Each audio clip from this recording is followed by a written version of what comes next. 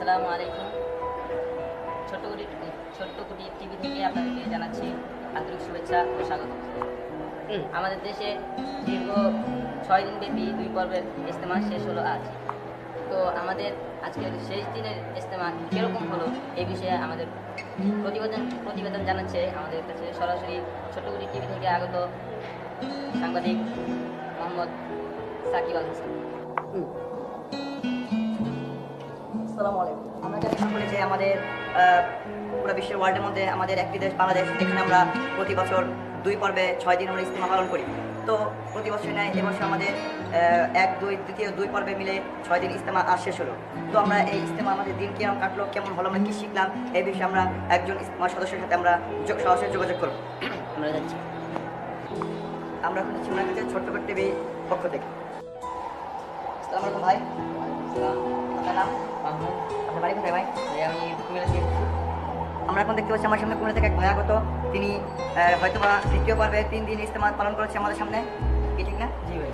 তো আমরা এখন জানবো তাদের এই 3 দিন ইজতেমা কেমন হলো, কীভাবে কাটলো, আমরা সেই বিষয়ে তার কাছ থেকে সরাসরি জানবো। তো ভাই, আপনার ইজতেমা কেমন কাটলো? জি আলহামদুলিল্লাহ, সবার সান্নিধ্য পেয়ে, বড় বড় আনন্দের সান্নিধ্য পেয়ে খুব খুশি হলাম। এবং এই 3 দিনের ইজতেমা আমাদের জন্য জীবনের জন্য পাথেয় হয়েছে যে আমরা আমাদের এই কম মাদ্রাসার ছুটি এখন ছুটির সিজন। তো এই ছুটির সিজনে আমরা 3 দিন কাটাই। তো দেখা গেছে আমাদের বড় হয়ে আমরা 1 চিল্লা, 2 চিল্লা, 3 চিল্লা সাল লাগাতে পারবো। যদি এখন থেকে আমরা অভ্যাস না করি, পরে আমরা সাল লাগাতে পারবো না। ইজতেমা আপনার কেমন লাগলো? জি, খুব ভালো লেগেছে। এখানে আপনার কোন কোন হুজুরের কোন বড় বড়, নিশ্চয়ই বড় বড় আলেম ওলামা এসেছে এখানে বয়ান করতে, ঠিক না? জি। তো আপনার কোন আলেমের কোন হুজুরের বয়ান সবচেয়ে বেশি ভালো লেগেছে? জি, আমার সব আলেমেরই তো ভালো লেগেছে, তবে একটা আছে যে ওনার কথার মধ্যে ইসলাম বেশি আছে, কার কথার মধ্যে ইসলাম একটু কম। তো গতকাল রাত্রে আমাদের বর্তমান কাকরাইলের মুরব্বী মোহাম্মদ জুবাইর সাহেব দাউদ আলিয়া বয়ান করেছেন, ওনারটাই আমার বেশ ভালো লাগছে। প্রিয় দর্শক, আমরা জানি যে আমাদের আজকের ইজতেমায় আখির মোনাজাতে আমাদের কাকরাইলের মুরব্বী তাবলিগ জামাতের আমির, বর্তমান আমির হাফেজ মাওলানা জুবাইর সাহেব দামাত বারাকাতুহু, তিনি আমাদের সামনে 25 মিনিট লাগাতার 25 মিনিট মোনাজাত করেছেন। এর মধ্যে 10 মিনিট 15 মিনিট তিনি আরবিতে মোনাজাত করেছেন, আর বাকি সময় বাংলায় মোনাজাত করেছেন। তো আপনার তার দীর্ঘ মোনাজাতটা কেমন লাগলো? জি আলহামদুলিল্লাহ, আমার মতে যে আল্লাহ তাআলা তার মোনাজাত কবুল করবেন। যেহেতু আমাদের পুরো সারা বিশ্ব থেকে মুসলিম এসেছে, তো মুসলমানদের একটা আশা ছিল যে তারা এই মোনাজাতে শরীক হবে, যে আল্লাহ তাআলা যেন তাদেরকে সামনের জীবন আছে, তারা যেন ভালো করে চলতে পারে, এই দিনের উপর চলতে পারে, সেই জন্য সবার জন্য পাতে হবে, সেই জন্য উনি দোয়া করেছে। আল্লাহ নিশ্চিত তার দোয়া কবুল করবেন।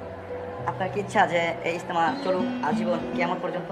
জি হ্যাঁ, ইনশাআল্লাহ চলবে। আমাদের দেশে? জি, আমাদের দেশেই। যদি কখনো আমাদের দেশে অন্য দেশে চলে যেতে, তাহলে আপনি কেমন লাগবে? এটা তো এটা খারাপ লাগবে, খারাপ লাগার বিষয় যে আমাদের দেশে এটা মানে ছিল দীর্ঘ অনেক বছর যাবৎ। 53, আমরা জানি 53 বছর যাবত চলছে ইজতেমা। তো এই 53 বছর যেহেতু চলছে, তো আমরা চাই আরো 1000 বছর চলুক সামনে। এটা আমাদের দেশের দীর্ঘদিন ঐতিহ্য। এটা আমরা মানে যদি চলে যেতে তো কষ্ট লাগবেই। তো আমাদের ঐতিহ্যকে আমরা হারাতে চাই না, যেহেতু দীর্ঘ 53 বছর ধরে আমাদের এই দেশে তাবলীগ আমাদের মেহনত হচ্ছে। তো আমি চাই যে কিয়ামতের রাত পর্যন্ত আমাদের এই বাংলাদেশেই হোক। আমরা জানি যে দর্শক, বিশ্বের দুটা যে সবচেয়ে বড় মানে যেখানে পুরো বিশ্বের মানুষ এসে একসাথে জমায়েত হয়, একটা হলো বিশ্ব হজ আর বিশ্ব ইজতেমা।